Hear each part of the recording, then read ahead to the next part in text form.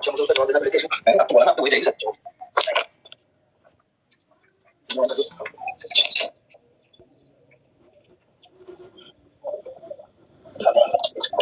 गया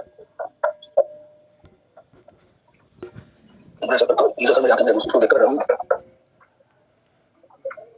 आइए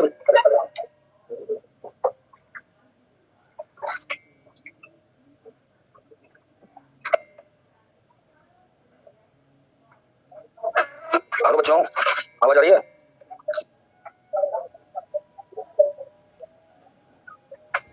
आवाज आ रही है बेटा? गुड आफ्टरनून, कैसे हो? तो आज आपके लिए नया टॉपिक लेके आए हैं, ऑप्टिक्स सबक शुरू करेंगे। हाँ बहुत अच्छा टॉपिक है और बहुत सिंपल टॉपिक है। आवाज आ रही है बच्चों? आवाज पहुंच रही है मेरी? ओके स्क्रीन दिख रही है? ओके ओके देखिए बेटा सबसे पहले ऑप्टिक्स में अपन ऑप्टिक्स शुरू कर रहे हैं। तो ऑप्टिक्स क्या होती है? ऑप्टिक्स फिजिक्स की वो ब्रांच होती है जिसके अंदर अपन लाइट के बिहेवियर के बारे में स्टडी करेंगे कि लाइट का बिहेवियर क्या है। ठीक है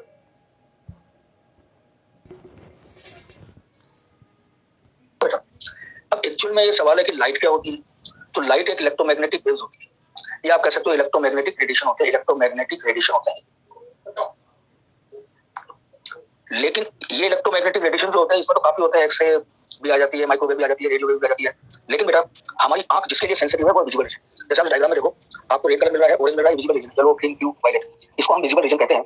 और हमारी आंखें सबसे ज्यादा सेंसिटिव इसी विजुअल रीजन के लिए होती है और इसके वेवलेंथ 4000 एंगस्ट्रॉम से 8000 एंगस्ट्रॉम के आसपास होती है। लगभग 802 नैनोमीटर एग्जैक्ट लिखा है तो अपन रफली याद रख सकते हैं कि 4000 एंगस्ट्रॉम टू 8000 एंगस्ट्रॉम यहां तक हमारी रेंज होती है विजुअल लाइट की। अब एक एक्सपेरिमेंट किया गया कि लाइट की सेंसिटिविटी और लाइट की वेवलेंथ के बीच में ग्राफ बनाया गया। इस वाई एक्सिस पे लिया गया सेंसिटिविटी और यहाँ पर है वेवलेंथ ऑफ लाइट। तो ऐसा देखा गया कि हमारी आंखें सबसे ज्यादा सेंसिटिव होती है येलो कलर के लिए। किसके लिए होती है बेटा? येलो कलर के लिए। और लिस्ट सेंसिटिव होती है वायलेट और रेड कलर के लिए। नहीं, सबसे ज्यादा सेंसिटिव होती है वो येलो कलर के लिए और सबसे लिस्ट सेंसिटिव होती है वायलेट और रेड कलर के लिए। ये एक तरह से एक्सपेरिमेंटल डेटाज है, कोई मैथमेटिकल कैलकुलेशन नहीं है इसका, जिसके बेसिस पर अपन इस बात को समझें। तो आगे बढ़े बेटा। येलो कलर के लिए सबसे ज्यादा सेंसिटिव होती है, वायलेट और रेड कलर के लिए लिस्ट सेंसिटिव होती है। इसके बाद नेक्स्ट अपन चल रहे हैं कि light travel in straight line and its path is known as ray. Light हमेशा स्ट्रेट लाइन में चलती है और इसके पाथ को हम क्या बोलते हैं? रे बोलते हैं। Light always travel in straight line and path of light is known as what? Ray. ये मैंने बता दिया कि our eyes are most sensitive for yellow colour and least sensitive for green and red colour. Green नहीं है, violet है, बताते हैं इसको वायलेट लिखते हैं वायलेट के लिए। तो सबसे ज्यादा नॉन सेंसिटिव होती है वायलेट और रेड कलर के लिए। आगे बढ़ते हैं बच्चों। आगे देखिए, आगे है रिफ्लेक्शन ऑफ लाइट। क्या होता है रिफ्लेक्शन ऑफ लाइट में? अपन यूं समझ सकते हैं कि मान लीजिए प्लेन सरफेस है, ठीक है, ये प्लेन सरफेस और रिफ्लेक्टिंग सरफेस। जब लाइट रे किसी रिफ्लेक्टिंग सरफेस पर इंसिडेंट होती है और इस पॉइंट ऑफ इंसिडेंस पर अगर बेटा हम नॉर्मल बनाए तो ये नॉर्मल है, तो ये लाइट रे वापस उसी मीडियम में बाउंस बैक हो जाती है। इस फिनोमिनन को बोलते हैं रिफ्लेक्शन। अब आ रही है बेटा वही सब रोज क्लियर आ रही है आपको? इसको बोलते हैं रिफ्लेक्शन। ये कहलाता है नॉर्मल। क्या कहलाता है? नॉर्मल। मैं इंट्रोडक्शन दे रहा हूँ बेटा, बार बार मैं पूछा नाम भी बताऊंगा, इंट्रोडक्शन दूंगा, थोड़ा वेट करो आप। इंसिडेंट लाइट नॉर्मल से जो एंगल बनाती है उसे सर वही स्लो आ रही है, थोड़ा ऊपर कर लेता हूँ माइक को। इंसिडेंट लाइट रे नॉर्मल से जो एंगल बनाती है उसे पर एंगल ऑफ इंसिडेंस कहते हैं और रिफ्लेक्टेड लाइट रे नॉर्मल से जो एंगल बनाती है उसे एंगल ऑफ रिफ्लेक्शन कहते हैं। ये होता है रिफ्लेक्शन ऑफ लाइट। अब इसके लॉज है। लॉज क्या है? इंसिडेंट लाइट रे, रिफ्लेक्टेड लाइट रे और नॉर्मल ये एक ही प्लेन में होते हैं। ठीक है बेटा, ये एक ही प्लेन में होते हैं और एक्सपेरिमेंटली देखा गया है कि angle of incidence is equal to angle of reflection. Angle of incidence angle of reflection के बराबर होता है। तो एक बार और मैं क्लियर कर रहा हूँ आपको, ध्यान से सुनिए। सबसे पहले रिफ्लेक्शन ऑफ लाइट क्या होता है? जैसे यहाँ पे लाइट इंसिडेंट हुई, दिख गया सबको। अब ये पॉइंट ऑफ इंसिडेंस पर नॉर्मल बनाया। अब ये लाइट क्या करेगी? इस दूसरे मीडियम में बाउंस हो जाएगी, ये दूसरे मीडियम में बाउंस हो गई। इसको अपन बोलते हैं रिफ्लेक्टेड रे। ये कहलाता है एंगल ऑफ इंसिडेंस, ये कहलाता है एंगल ऑफ रिफ्लेक्शन। ठीक है बेटा। अब रिफ्लेक्शन ऑफ लाइट क्या होती है?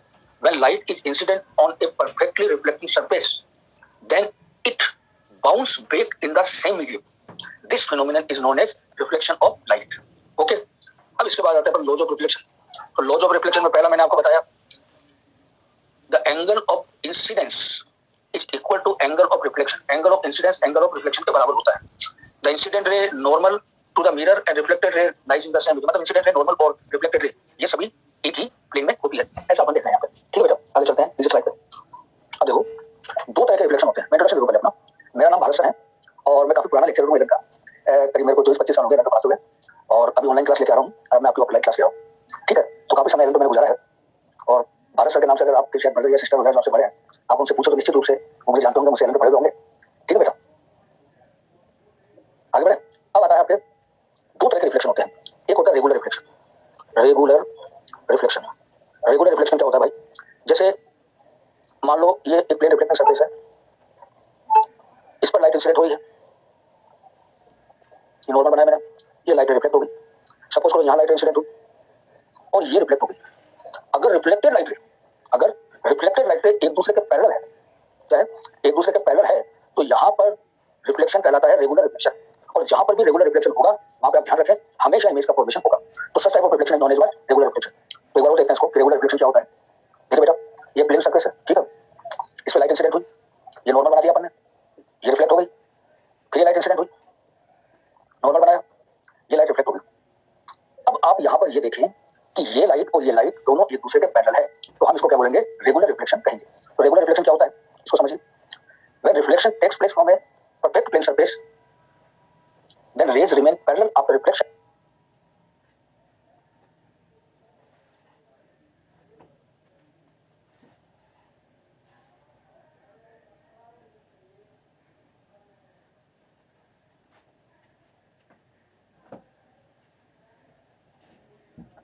Irregular reflection image is formed. ठीक है, बच्चे छोटी बात है कि अगर रेगुलर रिफ्लेक्शन होता है तो उसमें रिफ्लेक्टेड लाइट एक दूसरे के पैरेलल होती है। इसके बाद हम ले रहे हैं इरेगुलर रिफ्लेक्शन। इरेगुलर रिफ्लेक्शन क्या हो गया? इसका उल्टा हो गया। इरेगुलर रिफ्लेक्शन का मतलब हो गया कि जिसके अंदर लाइट है एक दूसरे के पैरेलल नहीं होगी। मान लीजिए रफ सरफेस, ठीक है, ये रफ सरफेस बना दिया हमने। इस रफ सरफेस पे सपोज करो मेरा लाइट इंसिडेंट होगी। इमेज फॉर्मेशन कैसे करें बेटा, इसको समझाएंगे। इमेज फॉर्मेशन आगे आएगा, आप तो बेसिक है, हम बेसिक पढ़ रहे हैं। इमेज फॉर्मेशन वगैरह सब समझ आ जाएगा, निश्चित रहिए। आप ध्यान दीजिए मैं क्या बोल रहा हूँ। मान लीजिए लाइट इंसिडेंट हो रही है और ये सपोज करो रिफ्लेक्ट हो गई, क्लियर। लाइट यहाँ पर इंसिडेंट हुई और इंसिडेंट होने के बाद रिफ्लेक्ट हो गई। तो आप इसमें और इसमें देखिए, ये रे जो दिख रही है आपको, ये रे दिख रही है, ये दोनों पैरेलल नहीं है। और पैरेलल नहीं है तो इस तरह के रिफ्लेक्शन कहलाते हैं इरेगुलर रिफ्लेक्शन। Irregular reflection. और जहां पर भी इरेगुलर रिफ्लेक्शन होगा वहां पर इमेज का फॉर्मेशन नहीं होगा। जैसे आप देखते हैं कि अखबार है, अखबार के अंदर आप पढ़ तो लेते हैं, अखबार रिफ्लेक्शन तो होता है, लेकिन आप अपना चेहरा अखबार में नहीं देख पाते। क्यों नहीं देख पाते? क्योंकि वहां पर कौन से रिफ्लेक्शन होते हैं? इरेगुलर रिफ्लेक्शन होते हैं। वहां पर रिफ्लेक्टेड लाइट रेज एक दूसरे के पैरेलल नहीं होती, तो ये इरेगुलर रिफ्लेक्शन होते हैं। इरेगुलर रिफ्लेक्शन में इमेज का फॉर्मेशन नहीं होता है। नेक्स्ट अपन आगे बढ़े। तो इरेगुलर रिफ्लेक्शन में मैंने आपको बताया कि क्या होता है। जैसे रफ सरफेस है, ठीक है, सबको रफ सरफेस, अब इस पर लाइट इंसिडेंट हो रही है, लाइट इंसिडेंट हुई, इंसिडेंट होने के बाद ये लाइट क्या होती है? रिफ्लेक्ट हो गई। अब ध्यान से देखना, फिर इंसिडेंट हुई, फिर रिफ्लेक्ट हो गई। अब ये वाली रिफ्लेक्टेड रे और ये वाली रिफ्लेक्टेड रे एक दूसरे के पैरेलल नहीं है, तो इस तरह के रिफ्लेक्शन क्या कराएंगे? इरेगुलर रिफ्लेक्शन कराएंगे। तो इरेगुलर रिफ्लेक्शन में क्या होगा? It takes place when surface is rough and reflected rays are not parallel. In irregular reflection image does not form, image का फॉर्मेशन नहीं होता है। समझ में आ गया? आगे बढ़ो, आगे बढ़ो बेटा, यहां तक समझ में आ गया? आगे बढ़ो।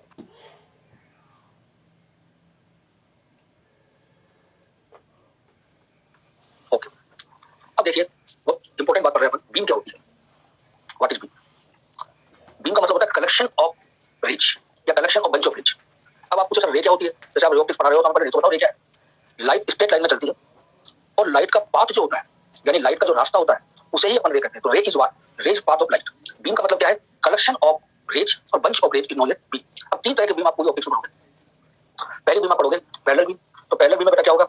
ये लाइट इंसिडेंट हो रही है, ये लाइट इंसिडेंट हो रही है, रे आ रही है, ये रे आ रही है, ये तीनों रे एक दूसरे के क्या है? पैरेलल है। तो इसको अपन बोलेंगे पैरेलल बीम। क्या बोलेंगे? Parallel beam. क्या बोलेंगे? Parallel beam.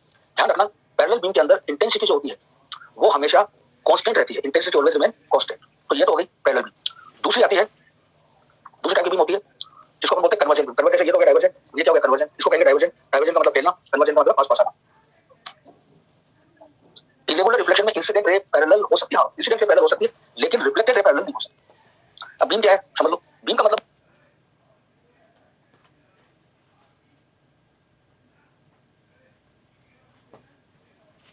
Bundle of light.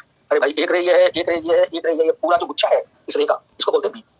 तो अगर हम बोलेंगे beam of light is incident on a surface, तो बीम ऑफ लाइट इंसिडेंट का मतलब हो गया कि बहुत सारी लाइट रेज एक साथ गिर रही है, एक लाइट रे का समूह है, ग्रुप है जो गिर रहा है। और मैं बोलूं ए रेज इंसिडेंट, आप समझ भाई, एक ही रे इंसिडेंट हो।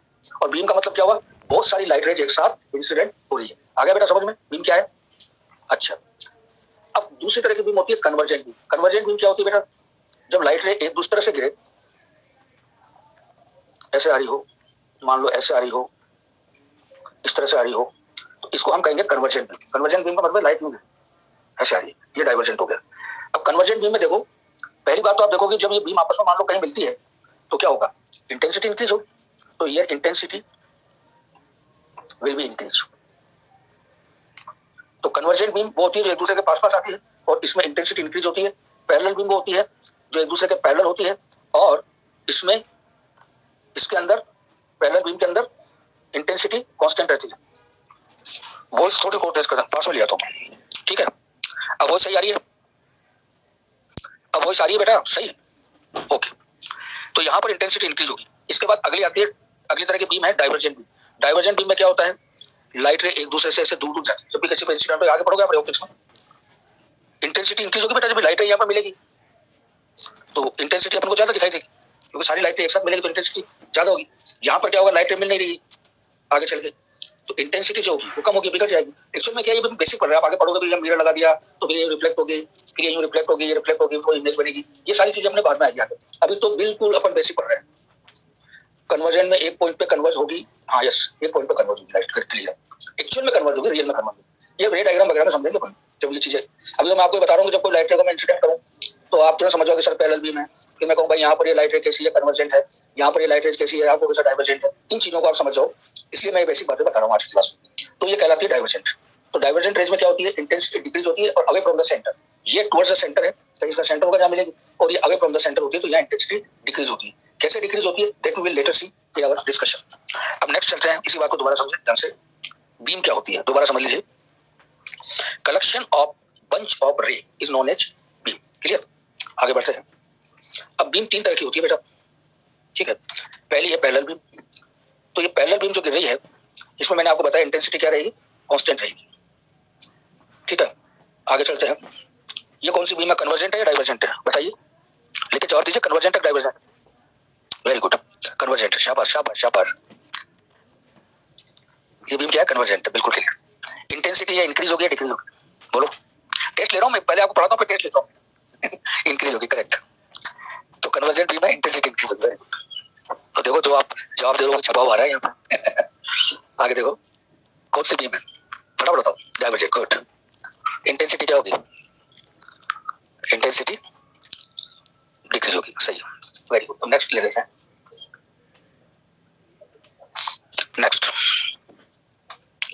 नेक्स्ट में देखो बहुत बेसिक बातें बता रहा हूँ, और ये बातें ऐसी है जो डेली, जब तक आपका टॉपिक चलेगा ना, डेली मुझे ये शब्द बोलने पड़ेंगे और आपको सुनने पड़ेंगे।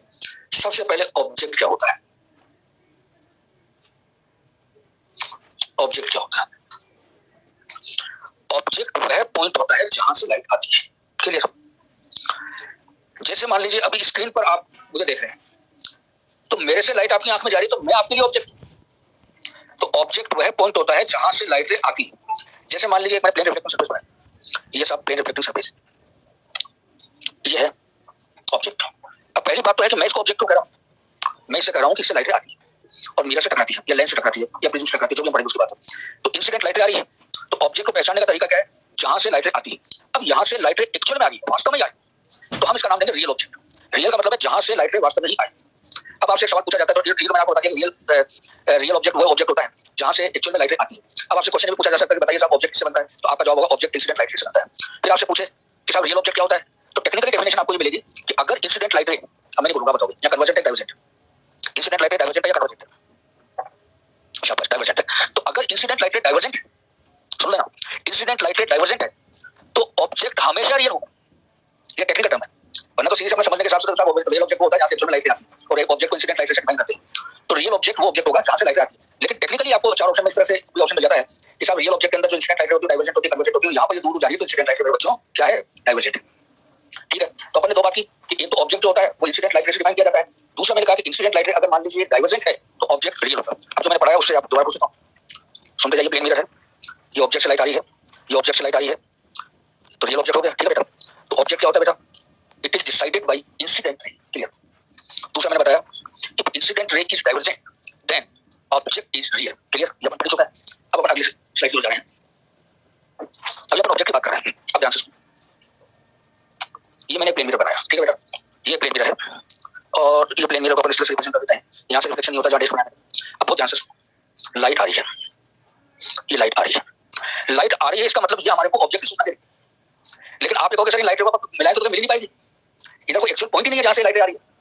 तो फिर इस प्रॉब्लम को ऑप्टिक्स में किस तरह से इन्होंने लिखा या किस तरह से इसका कंसेप्ट बनाया कि हाँ साहब इंसिडेंट लाइट रे, ये बात तो बिल्कुल सही। अब लाइट रे इंसिडेंट है, बिल्कुल सही है। अभी अभी अपने पढ़ा कि इंसिडेंट लाइट रे जो होती है वो हमारे को ऑब्जेक्ट की जानकारी देती है, लेकिन कौन सा ऑब्जेक्ट? अब देखो एक्चुअल में किसी पॉइंट से नहीं आ रही है, देखो अगर इसको आप बढ़ाएं आगे तो यहाँ पर मिलती हुई अपीयर होगी, तो ये है ऑब्जेक्ट। पहली बात आपको सर ऑब्जेक्ट आपने क्यों लिखा है? तो ऑब्जेक्ट मैंने इसलिए लिखा कि इंसिडेंट लाइट रे एक्चुअल में इंसिडेंट लाइट रे से ही मैं फिल्टर बनाया, इंसिडेंट लाइट रे को मैंने आगे बढ़ाया तो कहीं अपीयर हुई है, इसलिए ऑब्जेक्ट। और यही ऑब्जेक्ट कहलाता है वर्चुअल ऑब्जेक्ट, ये कहलाता है वर्चुअल ऑब्जेक्ट।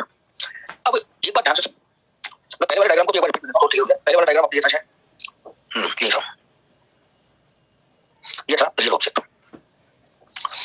दोनों के अंदर अंतर करें तो रियल ऑब्जेक्ट वो ऑब्जेक्ट होता है जहां पर इंसिडेंट लाइट डाइवर्जेंट नेचर की होती है, इसके अंदर कन्वर्जेंट नेचर की होती है। पहला फर्क, भयंकर फर्क जो आपको टिक ले रहा हूं मैं, ये कि रियल हमेशा मिरर के सामने होगा। जब तक हम मिरर पढ़ेंगे अब रियल हमेशा मिरर के सामने ही लिखा जाएगा और वर्चुअल वर्ल्ड हमेशा मिरर के पीछे आएगा। अच्छा समझने के लिए अपन दो पार्ट में डिवाइड करते हैं।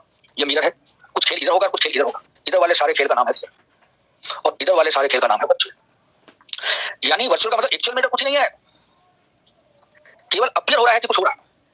बिल्कुल वैसे ही ये आगे की बात बता रहा हूं जो मैं शायद आज या कल की स्लाइड में आएगा आपके। जैसे आप प्लेन मिरर में अपना फेस देखो, थोड़ा आप खोटी देखो, आप प्लेन मिरर में अपना फेस देखो तो आपको आपकी इमेज यहाँ दिखाई देती है। आप यहाँ हो थोड़ी भाई, अगर इस प्लेन मिरर के पीछे हाथ डाल के देखो तो यार तुम लोग थोड़ी आप, बस लगता है कि आप यहाँ हैं, ऐसा अपीयर होता है, ऐसा फील होता है आपको कि आप यहाँ पर है, एक्चुअल में आप नहीं है। तो ऑप्टिक्स के टर्म्स में इस पोर्शन को कहा गया वर्चुअल, कि it appear that there is light, appear होता है लाइट है but actually there is no light. तो इस बात को एक बार और देख लेते हैं, एनिमेशन समझा दूं मैं आपको। ये प्लेन मिरर बनाया मैंने, ठीक है बेटा, ये लाइट इंसिडेंट हुई, लाइट इंसिडेंट हुई, कन्वर्जेंट लाइट है, डेफिनेटली वर्चुअल ऑब्जेक्ट बनेगा। इसको बढ़ाया, ये बना, ये वर्चुअल ऑब्जेक्ट हो गया। अब डिफाइन करते हैं इसको कि incident light ray are convergent, the object is virtual, ठीक है। अब नेक्स्ट स्लाइड लेते हैं। अब देखिए बेटा नेक्स्ट स्लाइड में बहुत इंपॉर्टेंट बात, इमेज क्या होती है इसको समझना। मैं दो डायग्राम बना रहा हूं, ये पहला डायग्राम है। एक क्वेश्चन पूछता जाऊंगा मैं आपसे, इंसिडेंट लाइट रे है, किसकी इंफॉर्मेशन देगी? ऑब्जेक्ट की इंफॉर्मेशन देगी।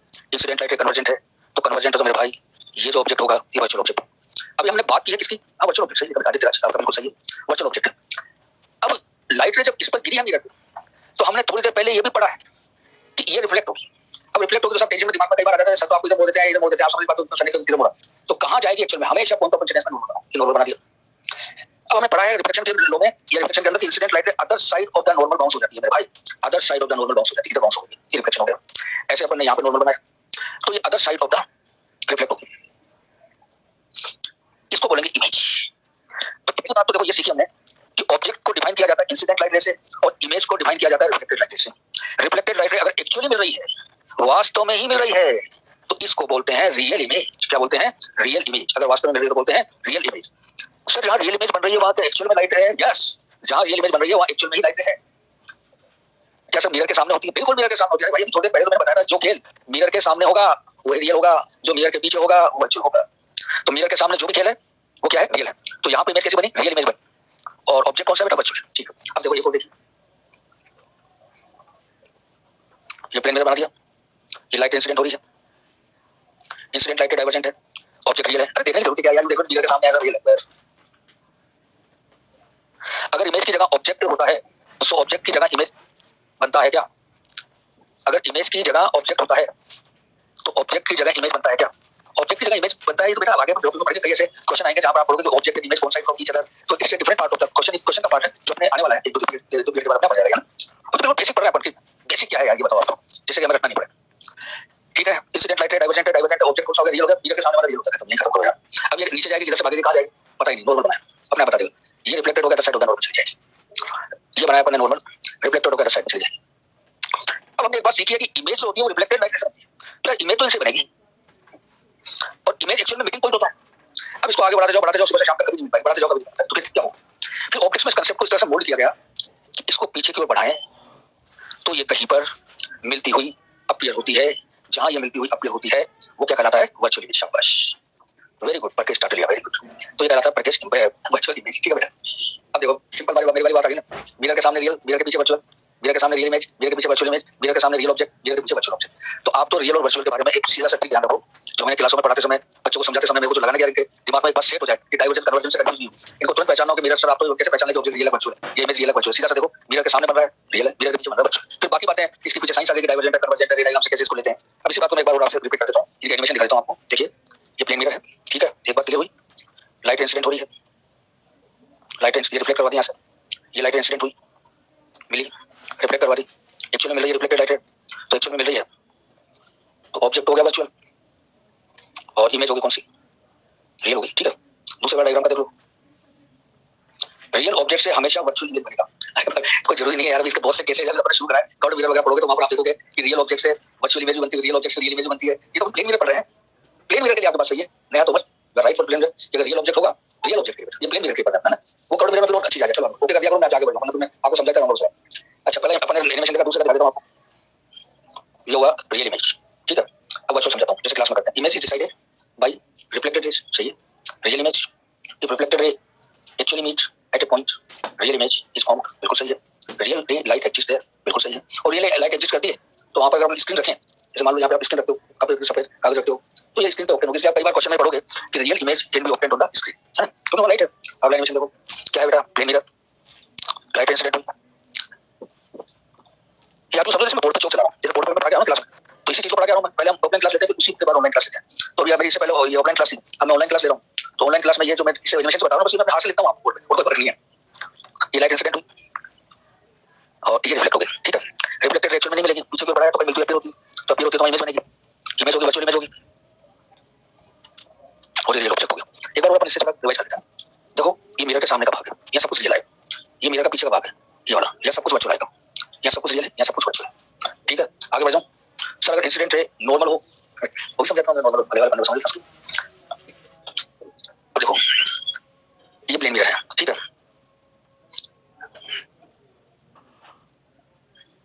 सर अगर इंसिडेंट है नॉर्मल हो, कोई ये इंसिडेंट है बिल्कुल नॉर्मल है, नॉर्मल इंसिडेंट हो रही है, सर आई को कितना होगा 0, ठीक है भाई शिवांगी, आई को 0 कैसे हुआ, तो नॉर्मल जो होगा सरफेस से तो निकलेगा, सभी एंगल को नॉर्मल से मेजर करते हैं, तो आर इक्वल टू कितना आएगा बेटा 0 आएगा, आर इक्वल टू 0 का मतलब है लाइट रे वापस अपने पाथ को रिट्रेस करें, तो इसका मतलब ये हो गया कि अगर लाइट रे नॉर्मली इंसिडेंट हो, शिवांगी सुनना बेटा ध्यान से, if light rays are incident normally then they will retrace its path, ये अपने पाथ को रिट्रेस करती है, ठीक है। अगला स्लाइड ले लेता हूं मैं,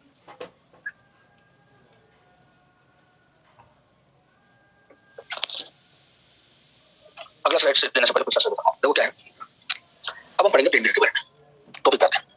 तो वो छोटी छोटी बातें हैं, वो तो आपने आपको तो जान ही लिया। प्लेन मिरर क्या होता है, प्लेन रिफ्लेक्टिंग सरफेस होता है, ये जो सरफेस बनाई है ये पॉलिश्ड होती है, पॉलिश्ड सरफेस से रिफ्लेक्शन नहीं होता है, ये कहलाती है रिफ्लेक्टिंग सरफेस, यहां से ही रिफ्लेक्शन हमेशा होता है प्लेन मिरर के बारे में।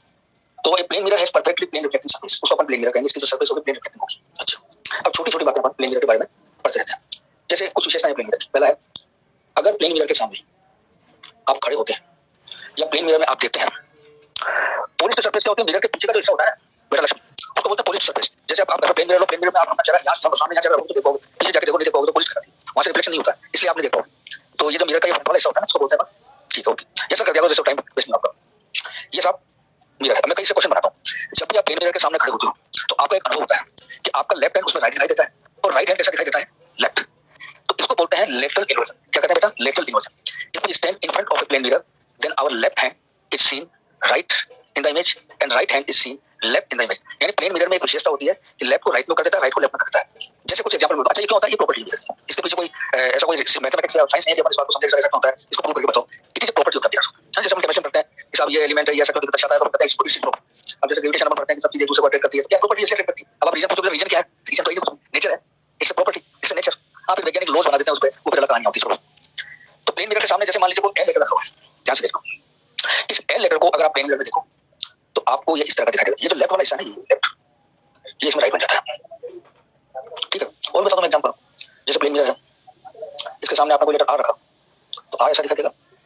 कुछ लेटर सिमेट्रिकल होते हैं, कुछ लेटर क्या होता है बेटा, सिमेट्रिकल होते हैं, जैसे ओ है और एच है, आई है, क्या बात है, बिल्कुल सही सही समझ रहे हो।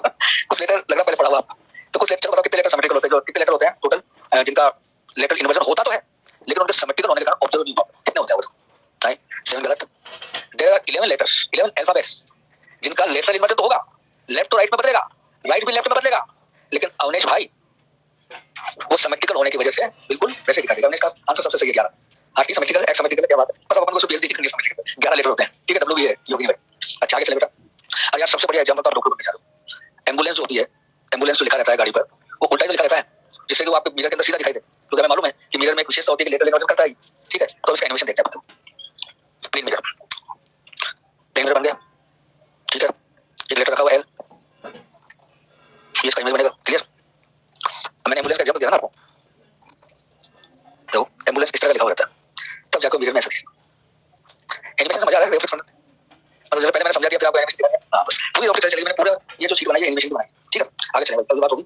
अगला स्लाइड लेता हूं मैं, ये नहीं दिया मैंने, पढ़ाई आपको 10वां स्लाइड लेता हूं। तो ये तो मैंने लेटरल इन्वर्जन बताया आपको।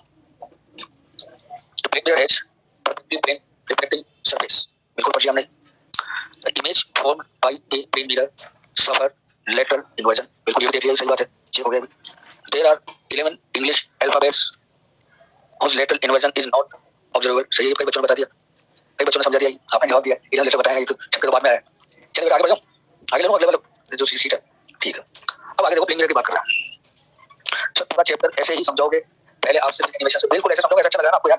भाई पहले तो मैं रफली आपको नोट्स बना देता हूं, फिर वो एनिमेशन से आ जाएगा, है ना। पूरी सीट मैंने एनिमेटेड करके कोरोना काल के अंदर मैंने कम से कम 1.5 महीना इसको बनाने में लगाया, 1.5 महीना इसको बनाने में लगाया आपके लिए। कोरोना काल चलता था, क्लासेस होती नहीं ऑनलाइन, 2 साल बाद पहली बार आज क्लास पढ़ा गया मैं एलन पे, बच्चों को बहुत अच्छा लगा, और उसके बाद ऑनलाइन आपको पढ़ा रहा हूं। चलो आगे बढ़ते हैं। अब देखो बेटा, प्लेन मिरर की लेटरल इन्वर्जन तो मैंने समझा दिया, एक और विशेष है इमेज कैसे बनती है। अब जब शुरू में किसी भाई ने मेरे को सवाल पूछा था कि सर इमेज कैसे बनती है, अब देख ले भाई कैसे बनती है, बताता हूं। अब आया वो समय, मतलब आज अपन इस विषय से पर्दा उठा रहे हैं कि प्लेन मिरर में जो हमारा चेहरा दिखाई देता है वो क्यों दिखाई देता है, क्या है उसके पीछे लॉजिक, कैसे रे ऑप्टिक्स में आपने अपना चेहरा देख लिया, अब मेरे को यार आपने अपना चेहरा देख लिया, मेरे को समझाओ, पागल सिद्धू कैसे आप भी देख लो, अब उसको अपन साइंस में कैसे समझाएंगे।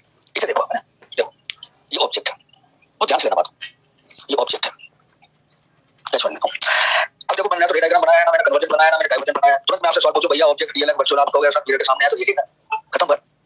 अब रे डायग्राम देखो, मान लीजिए एक लाइट रे इस तरह से इंसिडेंट, एक बच्चे ने सवाल पूछा था मेरे से कि सर लाइट रे नॉर्मली इंसिडेंट होता है, रिट्रेस इट्स पाथ्स, मैं बात को रिट्रेस करेंगे, ठीक है। ये अगर आप यहां पे इंसिडेंट कर दो तो मेरे बच्चों जितना एंगल ये बना रही है नॉर्मल से,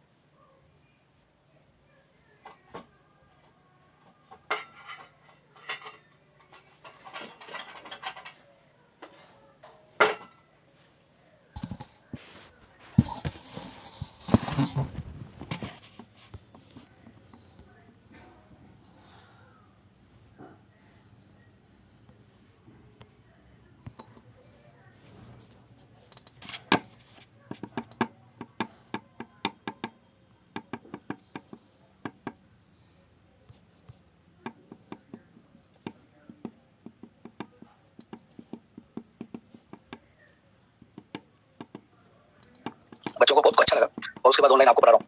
चलो आगे बढ़ते हैं। अब देखो बेटा, प्लेन मिरर की लेटरल इन्वर्जन तो मैंने समझा दिया, एक और विशेष है इमेज कैसे बनती है। अब जब शुरू में किसी भाई ने मेरे को सवाल पूछा था कि सर इमेज कैसे बनती है, अब देख ले भाई कैसे बनती है, बताता हूं। अब आया वो समय, मतलब आज अपन इस विषय से पर्दा उठा रहे हैं कि प्लेन मिरर में जो हमारा चेहरा दिखाई देता है वो क्यों दिखाई देता है, क्या है उसके पीछे लॉजिक, कैसे रे ऑप्टिक्स में आपने अपना चेहरा देख लिया, अब मेरे को यार आपने अपना चेहरा देख लिया, मेरे को समझाओ, तो आप कैसे समझो, कैसे आप भी देख लो, अब उसको अपन साइंस में कैसे समझाएंगे।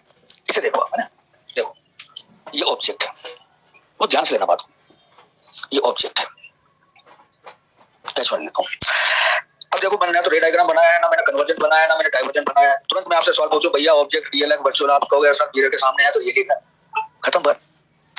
अब रे डायग्राम देखो, मान लीजिए एक लाइट रे इस तरह से इंसिडेंट, एक बच्चे ने सवाल पूछा था मेरे से कि सर लाइट रे नॉर्मली इंसिडेंट होगी तो क्या हो, रिट्रेस इट्स पाथ, अपने पाथ को रिट्रेस करेगी।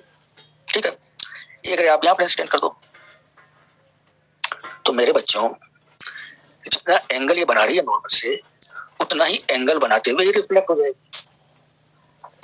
अब इमेज जो है वो रिफ्लेक्टेड रे से बनती है, तो ढूंढा ये रिफ्लेक्टेड रे, रिफ्लेक्टेड रे क्या एक्चुअल में मिल पाएगी? नहीं मिल पाएगी।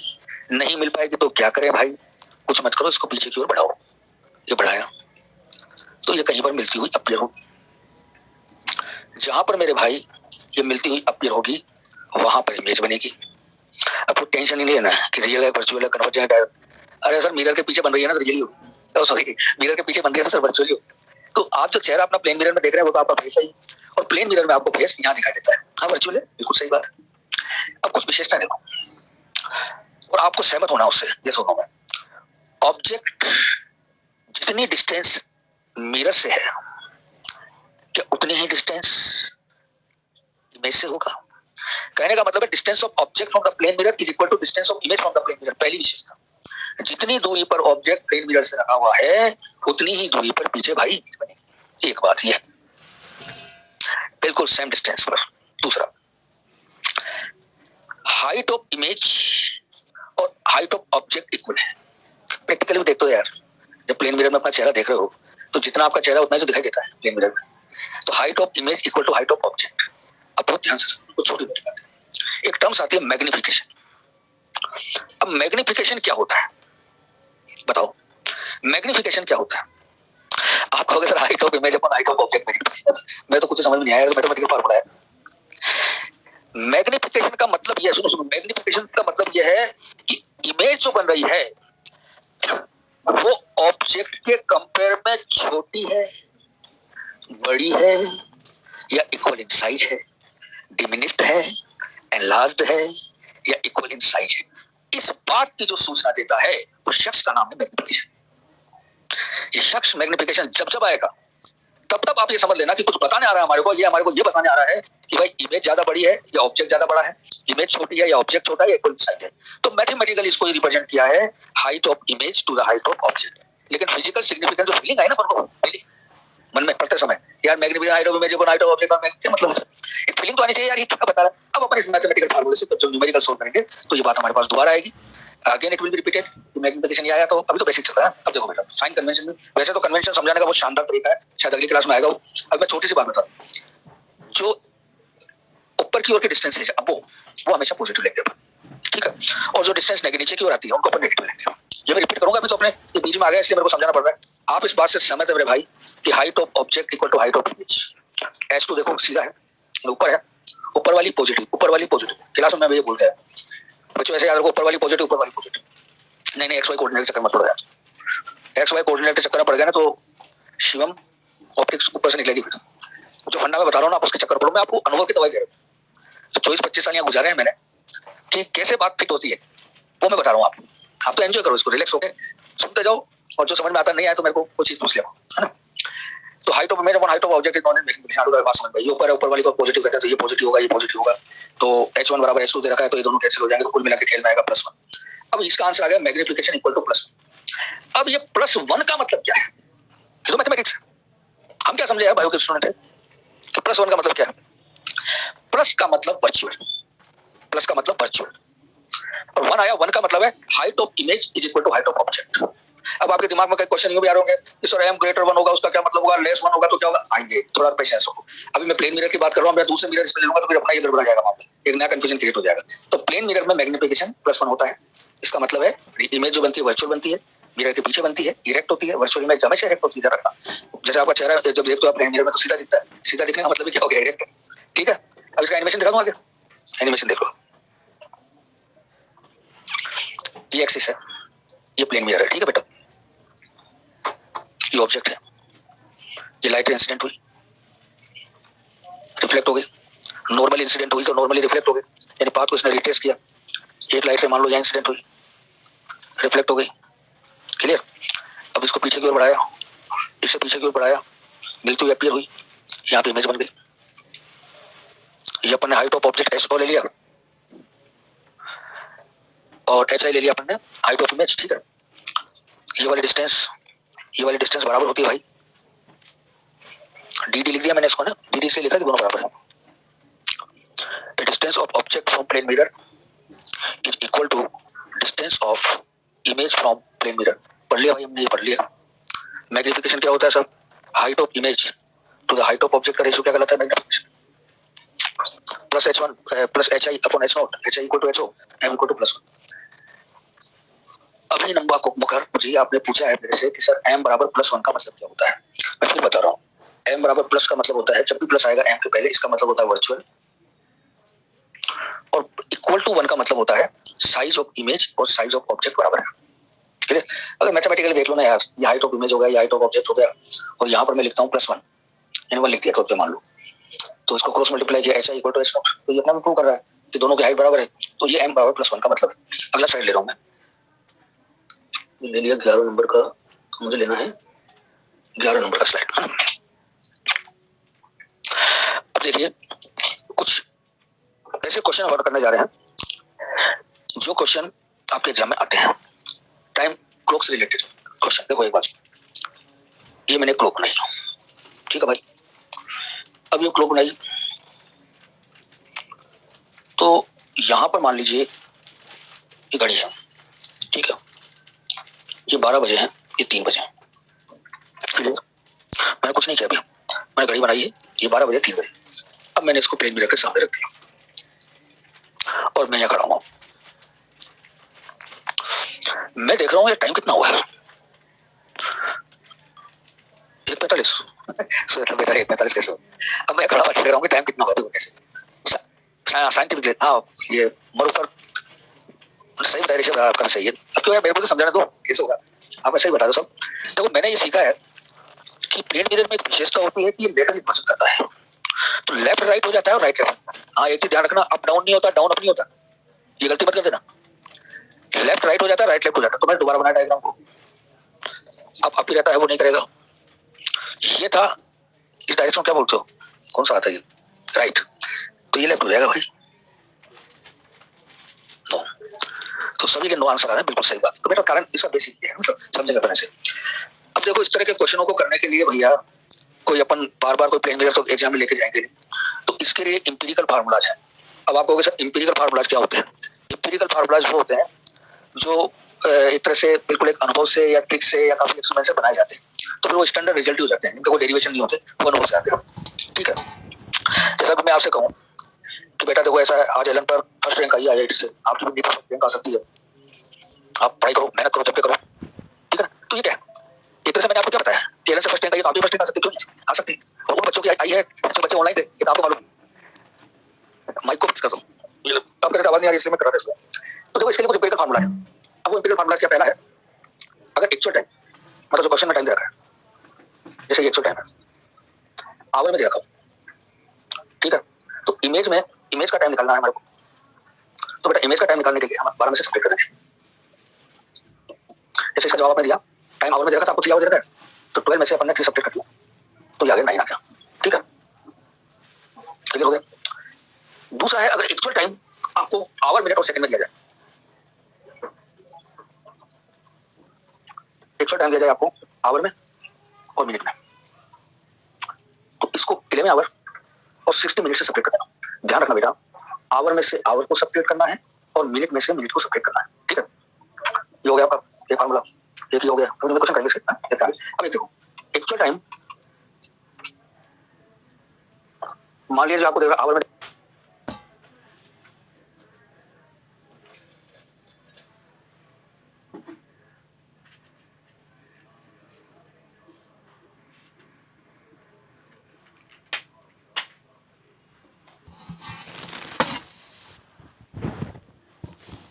रखा है, मिनट में दे रखा है और सेकंड में दे रखा है।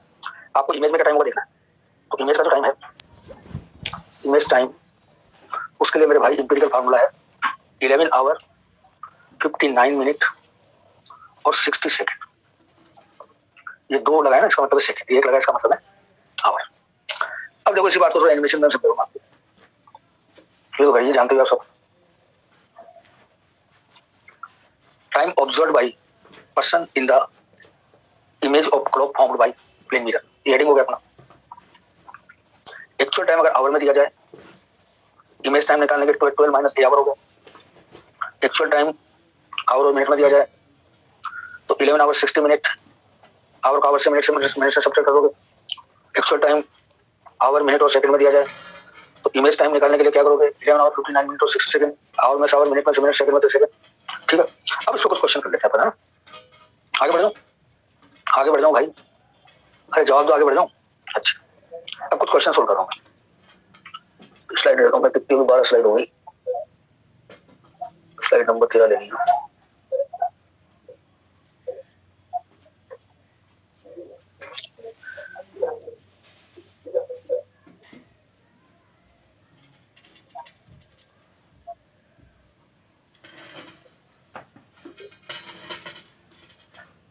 नौ पढ़ा दी, 10 पढ़ा दी, 11 हो गई, 12, 13 खाली है, 14 खाली है, 15 खाली है।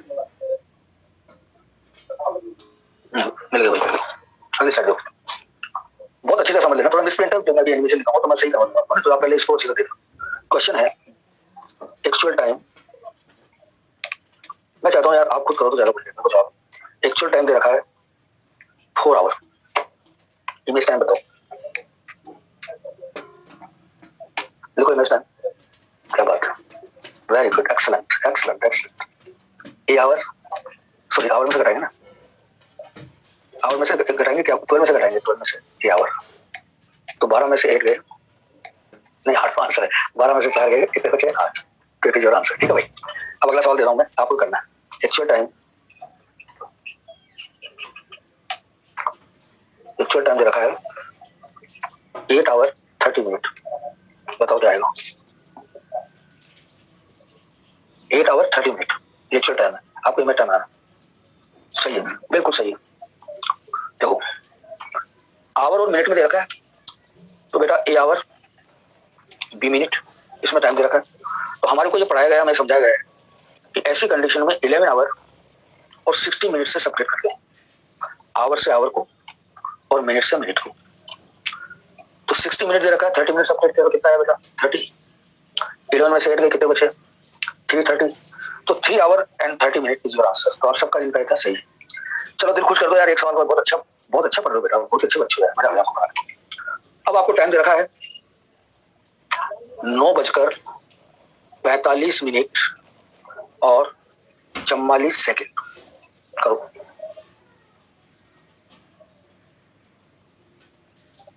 करो भाई, ढीले कैसे पड़ गया यार। अच्छा ठीक है, देखो आवर मिनट सेकंड में दे रखा, तो मेरे को ये पढ़ाया गया है कि जब भी ऐसा किया जाए तो 11 आवर 59 मिनट और 60 सेकंड से सब्ट्रैक्ट करो भाई। करता हूं उसी, 9 आवर 45 मिनट और 44 सेकंड, ठीक है। हाँ सबसे पहले 60 में से 44 कितने बचे, 16, 59 में से 49 के कितने बचे, 14, सही है, और 11 में से 9 के कितने बचे, 2, तो 2 आवर 14 मिनट और 60 सेकंड। अब बेटा जो मैं इसका एनिमेशन बना रहा हूँ उसमें थोड़ा सा करेक्शन और जो हम साथ साथ कर लेते हैं। एक्चुअल टाइम 4 बजे का दिया हुआ है, 8:30।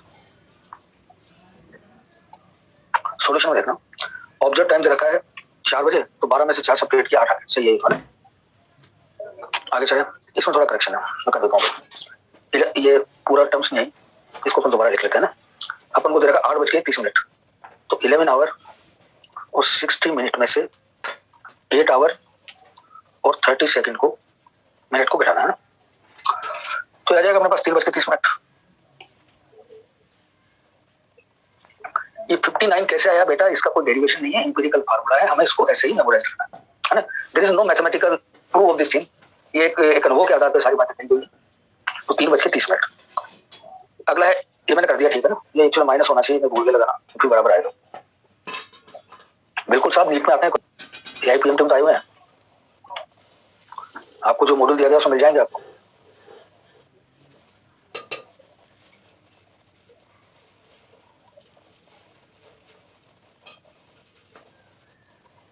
अब देखो बेटा, इसको भी ठीक करे यार, इसको इसी तरह वापस लाना पड़ेगा, इसको मैं सही कर देता हूँ। 9 hour 45 minute, 9 hour 45 minute and 44 second, 11 hour 59 minute है ना, और 60 सेकंड इसमें से सेपरेट करना है 9 आवर 45 मिनट और 44 सेकेंड। ठीक है, ये अपन ने कर लिया 2 आवर 14 मिनट और 16 सेकेंड अपने पास आंसर आया।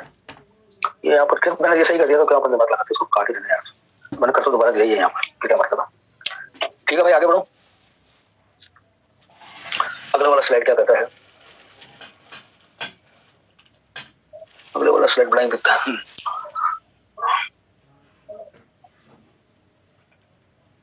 सर फिजिक्स में मॉड्यूल की एक्सरसाइज कितनी बार करना कंपलसरी है? बेटा ये तो आपका कॉन्फिडेंस है, मैं तो ये चाहता हूँ कि आप हमेशा क्वेश्चन करते रहें, हर 8 10 बार क्वेश्चन आप रिपीट करते रहे, आप भूलता रहता है, मेमोरी तो फेडअप होती रहती है ना धीरे धीरे। अब देखो एक बार अपन नक्शे में सारी बातें करते हैं ना। अपन आज क्या पढ़ा, आज अपन ने ऑप्टिक्स शुरू किया, आज टाइम हो गया क्या, अभी थोड़ी देर बचा, 4 मिनट बचा है यार। आज का होमवर्क है बेटा, नोट्स को बहुत सीरियसली पढ़ो, है ना, तो आगे आपको ऑप्टिक्स बहुत बढ़िया समझ में आएगी, मजा आ जाएगा आपको ऑप्टिक्स में, है ना। मेरे को भी रिवीजन कर लेने दो। ऑप्टिक्स आज अपन ने बड़ी खास बातें की, मतलब सर मैं क्लास अटेंड करके जा रहा हूँ तो सब क्या ऐसी बातें हैं जो दिमाग में रहनी चाहिए। सबसे पहली बात तो अपन को ये दिमाग में रहना चाहिए कि लॉज ऑफ रिफ्लेक्शन में I should be equal to R, I R के बराबर होता है। दूसरा हमें ये याद रखना चाहिए कि प्लेन मिरर जो होता है उसके में ऑब्जेक्ट रखा हुआ है तो उसकी इमेज कैसे बनती है। 2 तरह की इमेज बनती है प्लेन मिरर में, रियल बनती है, वर्चुअल बनती है। वो ऑब्जेक्ट पे डिपेंड करता है। जैसे यहाँ पे मेरे बच्चों अगर लाइट के कन्वर्जन नेचर की है तो आपको मालूम है ऑब्जेक्ट जो होगा वो ऑब्जेक्ट क्या होगा, वर्चुअल होगा। तो बेटा इसकी जो इमेज बनेगी वो रियल इमेज बनेगी, है ना। ये अपन ने खास बात पढ़ी, साइन कन्वेंशन मैंने आज आपको पढ़ाया नहीं। और प्लेन मिरर के लिए मैंने बताया कि प्लेन मिरर के सामने अगर कोई ऑब्जेक्ट रखा हुआ है तो जो इमेज बनती है उसकी डिस्टेंस प्लेन मिरर से ऑब्जेक्ट और इमेज दोनों की डिस्टेंस बराबर होती है। Height of object equal to height of image, यानी height of object equal to height of image. Plane mirror में मैग्निफिकेशन जो होता है +1 के बराबर होता है, ये अपन ने पढ़ा है। और अगर प्लेन मिरर के सामने किसी लेटर को रखा जाए उसका लेटरल इन्वर्जन होता है। लेटरल इन्वर्जन का मतलब लेफ्ट राइट में बदल जाता है, राइट लेफ्ट में बदल जाता है। इंग्लिश अल्फाबेट्स में 11 लेटर्स ऐसे होते हैं जिनका लेटरल इन्वर्जन ऑब्जर्वेशन में नहीं आता है ना भाई। और क्या पढ़ा था अपन ने, 11 लेटर्स पढ़ लिया। अच्छा, लेटरल इन्वर्जन पर घड़ी से संबंधित मैंने सवाल बताए थे कि अगर टाइम आवर में दे रखा हो तो आवर में दे रखा हो तो 12 में से सेपरेट करना है। अगर आवर और मिनट में दे रखा हो तो आवर और मिनट में दे रखा हो तो अपन को 11 आवर और 60 मिनट में से सेपरेट करना है, आवर में से आवर को और मिनट में से मिनट को। और अगर आपको दे रखा हो आवर मिनट और सेकंड में तो क्या करना है आपको। देखो बेटा डायरेक्ट मॉड्यूल से तो आपको ये जो चीजें मैं पढ़ा रहा हूँ सारी नहीं मिलेगी उसमें, तो आप ये पेपर अभी आपके पास ये पहुंच जाएगा बेटर। तो आप इसमें चाहे नोट्स बना दो, मैं तो क्लास में भी ये लिखा गया जो मैं लिखा गया हूँ 11:59 मिनट और 60 सेकंड, इसमें से सेपरेट करना है। तो ये आज अपनी पढ़ाई की मुख्य चीजें थी। अच्छा, आज जो मैंने पढ़ाया है अभी अपन मॉड्यूल के क्वेश्चन में नहीं पहुंचे हैं, अगली मेरी क्लास आएगी उसके अंदर मैं आपको होमवर्क देके जाऊंगा। मॉड्यूल के अंदर जो क्वेश्चन आपके पीछे दे रखे हैं उनका होमवर्क आपको अगली क्लास से मिलना शुरू होगा। आज तो आप एक काम करें, इन्हीं नोट्स को बार बार रिवाइज करें और बार बार समझें, और कुछ इसमें से अगर आपको दिक्कत आए, आपको कि यार मेरे को ये प्रॉब्लम आ रही है, तो उसको अंडरलाइन कर ले और कल की क्लास में से पूछ ले, ठीक है। अच्छा, मैं एक चीज और कर रहा हूँ, आपका एक एलन का जो क्वेश्चन जो आप पूछते हो ना टेप पे, तो एक एलन प्लस दे रखा होगा आपको, दे रखा है नहीं रखा, तो मैं उसमें भी आपको जोड़ दूंगा। यानी मैं उनको ये कह दूंगा कि आपकी जो भी प्रॉब्लम आए मॉड्यूल से रिलेटेड या और कोई भी प्रॉब्लम है वो डायरेक्ट मुझ तक पहुंचाए, मतलब अदर से सोल्व नहीं करवाए, सीधी प्रॉब्लम मुझ तक पहुंचे। तो मुझे ये भी मालूम पड़ता रहेगा कि यार बच्चों को चलो इस कॉन्सेप्ट को सीखने में थोड़ी सी प्रॉब्लम आ रही है तो अपन इसको थोड़ा बहुत रिवाइज करते हैं स्ट्रॉन्गली। बेटा नंबर वगैरह तो हमारे को अलाउ नहीं है, मतलब इट्स फ्रॉम इंस्टीट्यूट है ना। भारत सर के नाम से जानते हैं, मेरे को बहुत देर से वेरी और भारत सर बस इतना ही काफी आपके लिए। किसी भी विद्यार्थी से जो एलन पे पढ़ा हुआ पहले ये नाम पूछ लेने बहुत है, ठीक है बेटा। अब ये मैं डिलीवर कर देता हूँ आपको बेटा ना। हाँ सर, तो शेयर कर दीजिए और एंड कर दीजिए।